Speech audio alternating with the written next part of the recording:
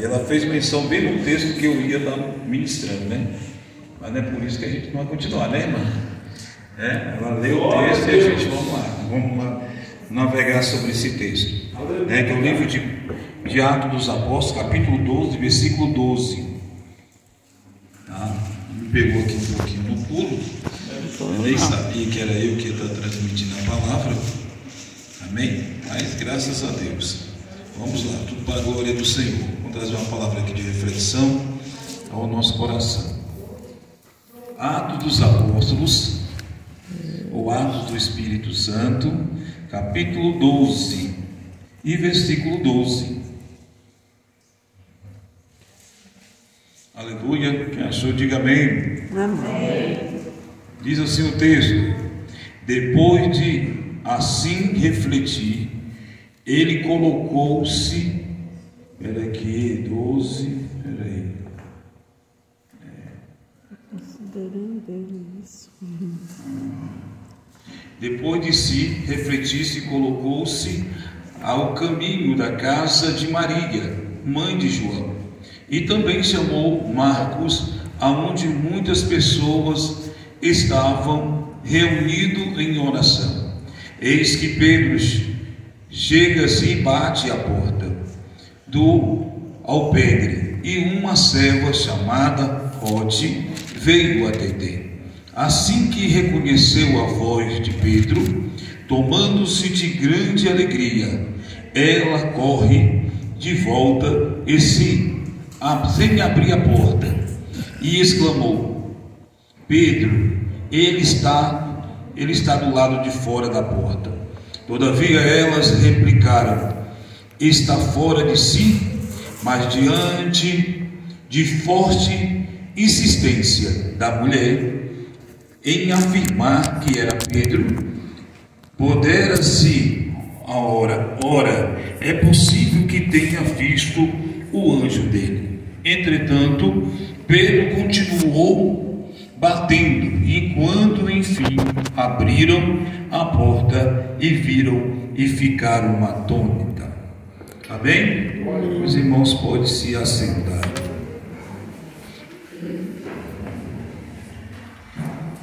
Irmãos, dentro desse contexto bíblico aqui, histórico, contando a história de Pedro, quando ele estava preso, tinha sido preso por Herodes, Tiago já tinha sido morto, Tiago, irmão de João, ele tinha sido morto por Herodes, cortado a sua cabeça de espada, e tinha deixado agora Pedro dentro da prisão, no nosso linguajar, de molho para a Páscoa, para matar diante do povo, para trazer também alegria para o povo da Judéia sobre a morte de Pedro, que estava a intenção de Herodes matar na Páscoa. Ele foi colocado em um lugar preso e amarrado com as suas mãos uma corrente, tanto do lado direito como do lado esquerdo. Ele estava sem a sua capa, ele estava sem a sua sandália. O texto fala que foi colocado, quatro tropas, quatro escolta. Cada escolta tinha 4 homens. Foi colocado para tomar conta de Pedro. Pedro estava ali.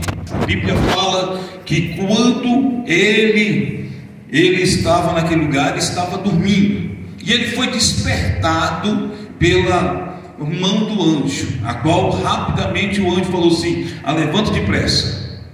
E diz que ele agora falou assim: pega a tua capa e pega também a tua sandália, coloca a tua capa.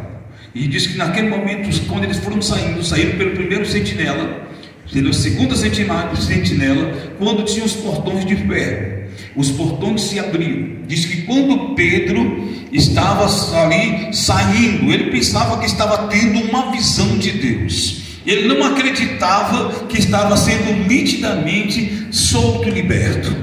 E diz que quando ele saiu no portão, no meio da rua, ele percebeu que não era uma visão. Ele via que ele estava livre. E diz que o texto fala que ele foi diretamente para a casa de Maria, mãe de João Marcos. E diz que quando chegou lá, ele bateu na porta. e as irmãs estavam orando. A igreja estava na casa de Maria, clamando pela vida de Pedro. E disse que a menina foi a serva, qual no texto declara que o nome dela era Rod. Diz que naquele momento ela ouviu e reconheceu a voz de Pedro, e ela não abriu a porta, mas ela retornou às irmãs que estavam orando e falou assim: ó, Pedro está na porta. E ela falou assim: olha, você está delirando, dizendo que Pedro está na porta. Irmão, o que nós aprendemos com isso? Nós aprendemos duas coisas. Deus estava pronto para estar fazendo um milagre na vida de Pedro, e Pedro estava pensando que era uma visão. Pedro não estava acreditando no que Deus estava fazendo. Olha, por muitas vezes a Deus nos concede livramentos, e os livramentos são tão grandes que parecem ser uma visão e não ser real. Ou, em outras palavras, por muitas vezes a gente nem acreditamos que está acontecendo. E o texto fala também que a igreja estava orando por Pedro, mas parece que a igreja não estava acreditando que Deus ia libertar Pedro. Por quê? Porque as mulheres que estavam orando falou que a Rod estava delirando quando ela falou que Pedro estava na porta. E disse que ela insistia com as mulheres que estavam orando na casa de Maria. E disse que quando viu a existência da batida da porta, elas foram abrir e ficaram espantados de ver Pedro. Olha, irmãos, elas estavam orando para Deus libertar Pedro.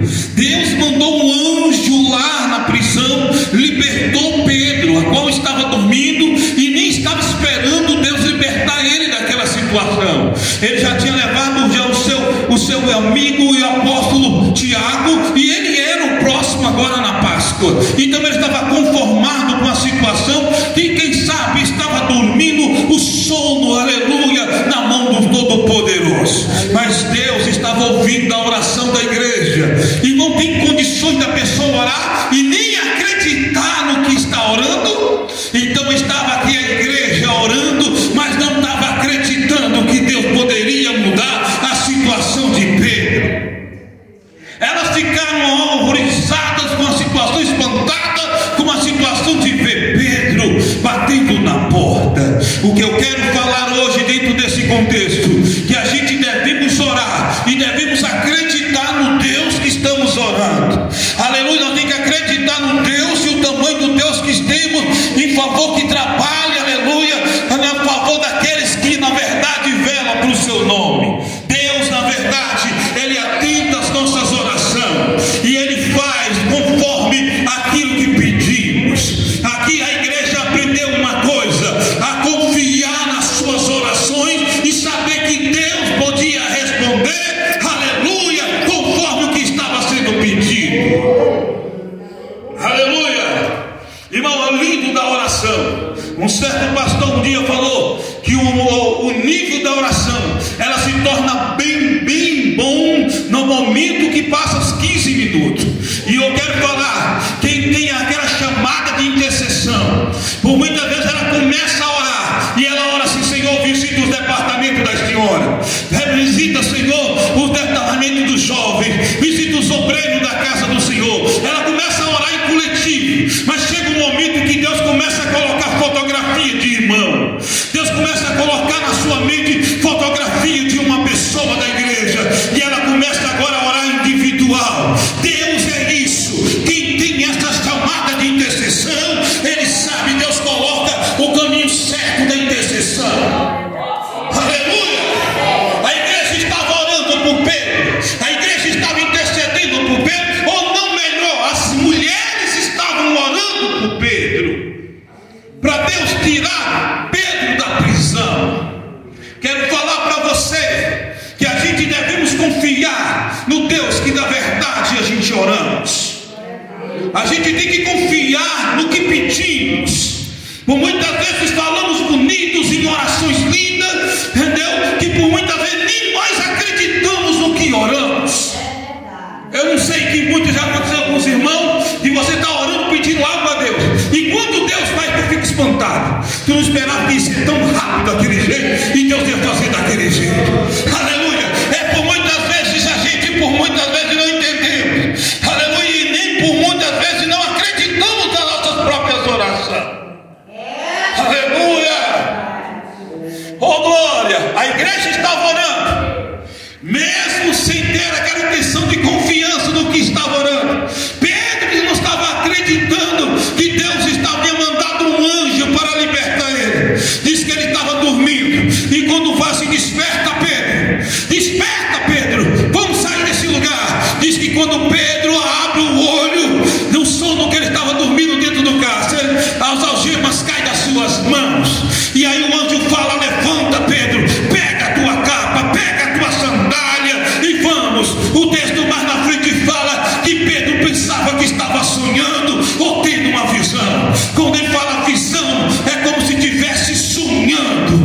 Aleluia! Que o anjo estava saindo com ele lá fora. Quando ele percebe, ao passar o portão de ferro, ele percebe que o anjo fala para ele e desaparece. Ele acredita que não era uma visão, que Deus estava escutando a intercessão de uma igreja e de mulheres que oravam. A gente aprendemos uma coisa dentro dos contextos bíblicos, que o momento de intercessões sempre estava na mão das mulheres. A Bíblia deixa bem claro que a casa de Maria estava reunida mulheres orando. O texto não declara que estavam a igreja, homem, com a parte coletiva entre homens e mulheres, mas o texto fala que estavam as mulheres orando, intercedendo por Pedro. Aleluia! Oh glória! E a coisa mais linda que tem é o momento da oração. Uma certa mulher tinha deixado a sua filha com uma febre muito alta, estava com medo de dar convulsões, porque a febre estava demais. E disse que tinha que orar a sua oração de manhã cedo, da consagração de 8 às 9. Ela chega perto da filha e fala: minha filha, eu sei que tu está a febre está muito alta, está pronto para dar uma convulsão, mas mamãe precisa orar, e tem a consagração de 8 às 9. Eu vou estar intercedendo por você, minha filha. Eu vou lá orar e rapidamente eu vou voltar daqui 1 hora, mas eu vou pedir para Deus mandar ele vir aqui para curar você. E disse que ela saiu, pegou a biblinha dela, botou na mão e saiu para a igreja. E disse que ela orava: Senhor, manda, vai na minha casa, e quando tu chegar na minha casa, a porta vai estar fechada, mas você olhando para o teu lado direito, Jesus, vai ter uma pedra, uma distância da porta da minha casa 10 metros, uma pedra grande. Eu coloco a chave ali debaixo, tu pega a chave, abre a porta, minha filha está deitada no quarto, se queimando de febre, é lá que ela está. E ela orava com tanta convicção, que quando ela saiu da oração e ela indo para casa, ela foi na pedra, pegou a chave e ela abriu a porta e via que a filha estava sentada na cama. E ela: minha filha, como está? A febre passou, como tu estás? E ela falou assim: olha, a febre passou, mamãe. Tu não falou que ia mandar Jesus aqui? Eu só não sei se é ele, mas era um homem todo de branco, os cabelos dele eram como de ouro, os fios de cabelos eram fininhos.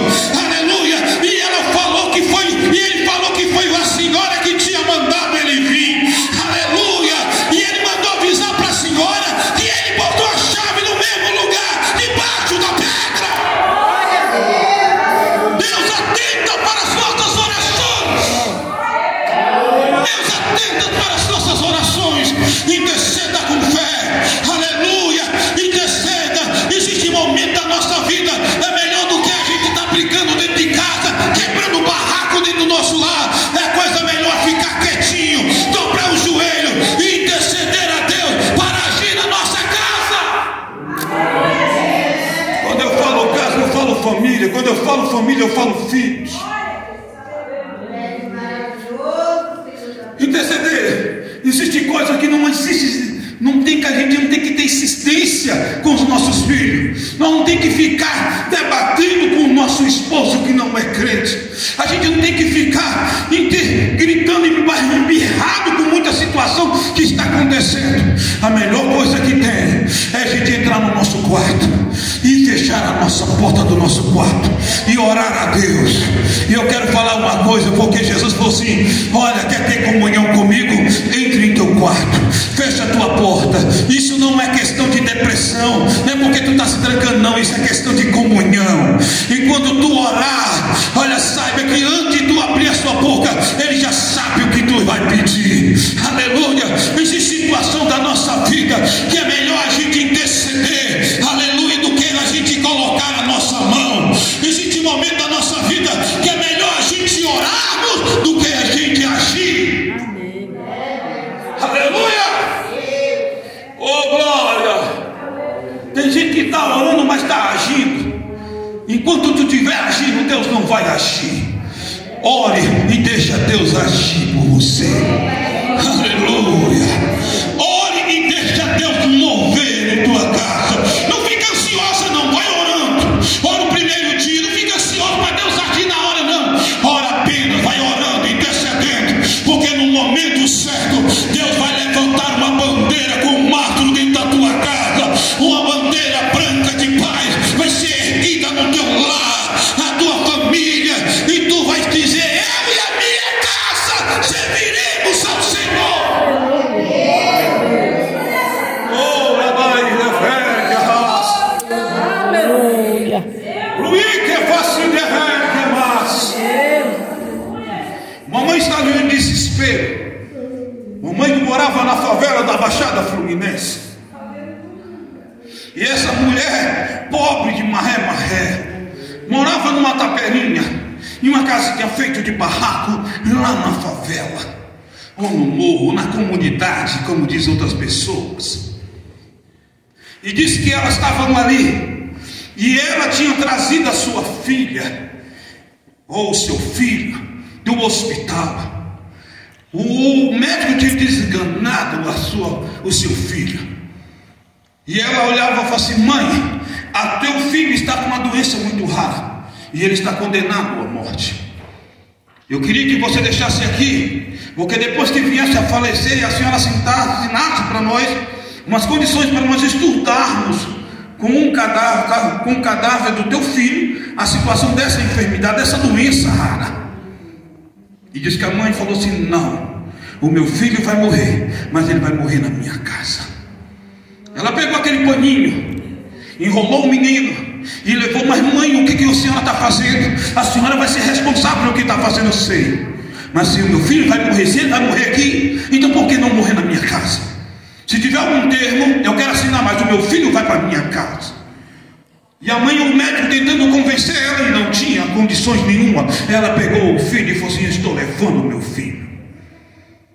Chegando lá no morro, ela entrou dentro da sua taperinha e colocou sua filha num quarto, porque ninguém sabia quem era sala ou quem era quarto naquele lugar. Nem repartição tinha no barraco. Ela colocou na caminha que ela tinha e colocou a criança. E ela falou assim: mas Senhor, e ela falou assim: vou preparar pelo menos uma última mamadeira do meu filho.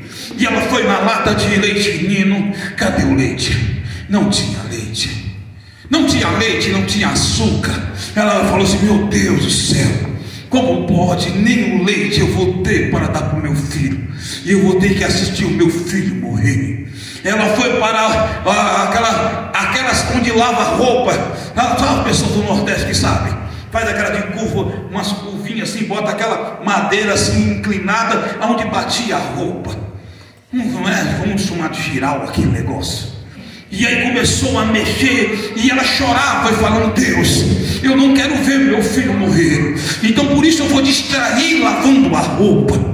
E diz que ela lavava a roupa e uma voz suava no seu ouvido: tu está nessa situação, cadê o pastor da tua igreja? Cadê o pastor que não veio te visitar? Tu está nessa situação, aonde estão os irmãos da tua igreja? A voz do diabo aproveita a situação e o quadro que ela estava vivendo naquele momento. E ela chorava, misturava as lágrimas com as bolhas de sabão a lavar as roupas. E quando passa 20 minutos, ela escuta uma voz no seu ouvido: eu sou o teu pastor e nada te faltará. Ela olha espantada para um lado e para o outro, sem entender aquela voz. e continua a lavar a roupa, quando ela vai soar um pouco mais forte e fala: eu sou o teu pastor e nada te faltará. Ela entra assim: o Senhor é o meu pastor, então vai ter leite na lata de leite ninho para eu fazer o último refeição para o meu filho. Ela chega na lata de leite ninho, a lata estava pesada, mas ela tinha verificado que não tinha nada na lata. Quando ela abre a lata, ela vê o leite ninho, a lata estava pelo meio, e ela assim: o Senhor é o meu pastor, também vai ter açúcar para eu adoçar o leite. E ela chega na vasilhinha de açúcar, a vasilha também está pelo meio. Ela prepara o leite e com a mamadeira pega o menininho que estava quase todo roxo e fala assim: o Senhor é o meu pastor, meu filho vai beber o leite, mas ele não vai morrer. Aleluia. E diz: quando ela botou a mamadeira, o menino deu um empurro com o leite para fora, aleluia, e abriu os olhos e começou a chorar. A pele começou a voltar à cor normal, e o menino começou, ela pegou o menino no colo e Deus curou o menino instantaneamente. O Senhor é o teu pastor e nada te faltará. Aleluia. Existe situação da nossa vida que não adianta reclamar, que não adianta mesmo que escuta a voz do diabo falando: tu tanto tempo está na igreja, ninguém nunca foi na tua casa, nunca ninguém falou que está intercedendo pela tua vida. Aleluia. O que eu quero falar para você, que Deus lá do céu, sentado no trono, ele inclina para baixo e nunca te perdeu de vista. E ele está falando para você hoje: não temas, eu estou contigo, não te assombre, porque eu sou teu Deus. Há poder na oração. Ore, aleluia. Oração é intimidade, oração é comunhão, oração é o nosso maior meio de comunicação com aquele que está sentado sobre o trono. Na leitura oficial eu falei onde está nossas orações. A nossa oração está no altar, diante do trono de Deus. Todas as orações suas, todas as intercessões suas, aleluia. E eu quero falar para você hoje, quando você passar 15 minutos, porque a graça só começa na oração depois dos 15 minutos. Quando você começa, aleluia, dos 15 minutos, parece que tu vai começar a pegar voo. E aleluia, e quando tu começa a pegar voo, tu esquece que tu está dentro de uma igreja, está de joelho com a cabeça inclinada no banco, e Deus começa a voar nas orações, na salsa, dá o poder da oração, aleluia. E Deus começa a te levar, mostra fotografia de pessoa, aleluia, da tua família, da igreja, e você começa a interceder e a chorar, aleluia. Deus tem uma obra com a sua igreja que ora. Creia nas tuas orações, creia nas suas orações. Pronto, esta é a palavra que Deus colocou no meu coração. Eu gosto de sempre contar essa reflexão. O pai estava andando com um menino e o pai viu o barulho, o aviãozinho lá em cima, cara. Não sei se você já viu aquele cortando, fica aquela marca assim, daquele jatinho, sei lá, o avião. E disse que o pai olhou para o menino e falou assim: meu filho, olha o tamanho daquele avião, tu sabe o tamanhozinho dele? E o menino começou a pegar o dedinho dele e ele acompanhava para ver o tamanho do avião. E ele botou assim: papai, medir, qual é o tamanho do avião, meu filho? Desse tamanho, olha, desse tamanho o aviãozinho, aleluia, desse tamanho. E se eu te falar que esse avião é muito maior do que isso aí, meu filho? Não é, papai, a medida certa, eu tento medir também. Olha o tamanhozinho do aviãozinho. E disse que o pai pega aquele menino e leva para o aeroporto. Quando aquele menino chega na pista de voo, ele vê aquele avião que ele viu desse tamanhozinho, ele viu aquele avião enorme, e diz que o menino começou a pular e fala: papai, o avião é grande, bem que o senhor falou, mas como pode eu ver ele tão pequenininho? O mistério, meu filho, é porque nós estávamos muito longe dele, e quanto mais longe ele, menor fica para nós, mas quando a gente chega perto, maior ele se torna. Deus é do mesmo jeito.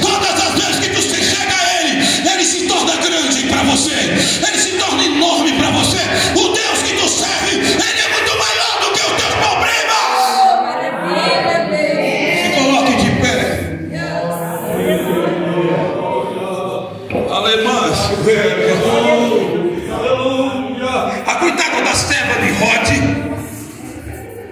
Rode estava insistindo com as mulheres que estavam orando. Eu ouvi a voz de Pedro. Mas não abriu a porta, não. Eu ouvi vir contar boa nova para vocês. Pedro está na porta. Não, você está delirando, minha filha. Aleluia. Elas estavam orando e nem estavam acreditando no que estavam orando. E diz que a insistência de Pedro batendo na porta, ela abriu e ficaram espantadas com o que elas viram, a resposta da sua oração. Aleluia. Oh, Deus é maior do que você pede, aquilo que você está pedindo. Aleluia. Nunca limite Deus de acordo com os teus próprios limites.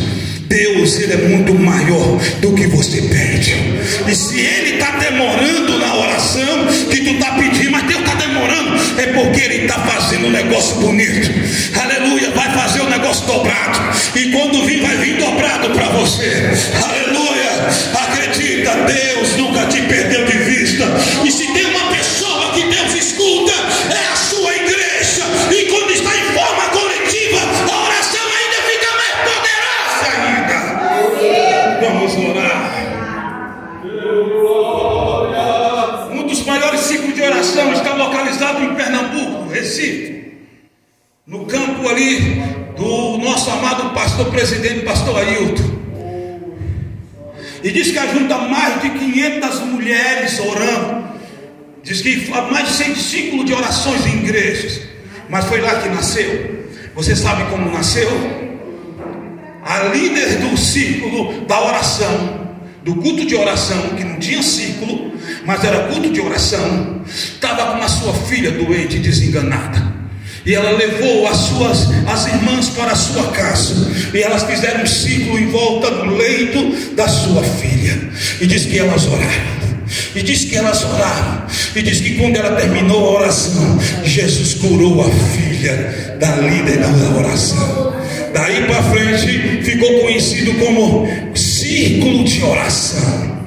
Aleluia. E todas as vezes que as irmãs iam para o culto de oração, ela terminava, ela fazia um círculo, lembrando que Deus tinha feito na casa da líder que estava com a filha desenganada. Aleluia. Ore, Deus está ouvindo a oração sua. Aleluia. Ore do teu jeito, Deus compreende você. Não precisa usar palavras bonitas, não, intelectuais, não. Ore do teu jeito, fala o que está dentro da tua alma, transmita para Deus, fale com Ele. Vamos orar nesse momento. Eu já passo para quem é devido. Senhor Pai, Senhor Filho, Senhor Deus, Espírito Santo. Senhor, nós estamos aqui